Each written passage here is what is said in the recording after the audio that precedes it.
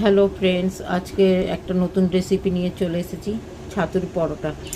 এখানে 2 প্যাকেট ছাতু আছে, পেঁয়াজ একদম ছোটো ছোটো করে কাটা, এটা একদম কাঁচা লঙ্কা কুচোনো, এটা রসুনটাকে যতটা ছোট করা যায়, আদা, এটা জোয়ান, এটা কালো জিরে, এই সবগুলোকে মিক্স করে ছাতুটা এর সাথে মিক্স করতে হবে। আর এখানে আচার আছে, আচারটাকে হাত দিয়ে একদম মিক্স করতে হবে।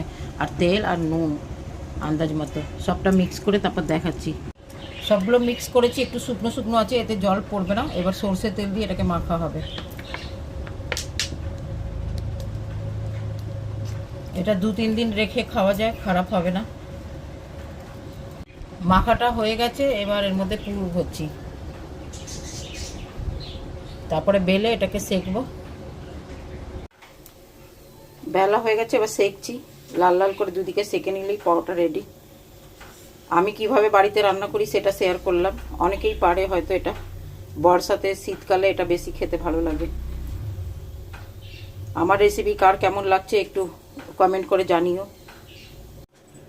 সবাই দেখে বলো কেমন হয়েছে। ছাতুর পরোটা কমপ্লিট।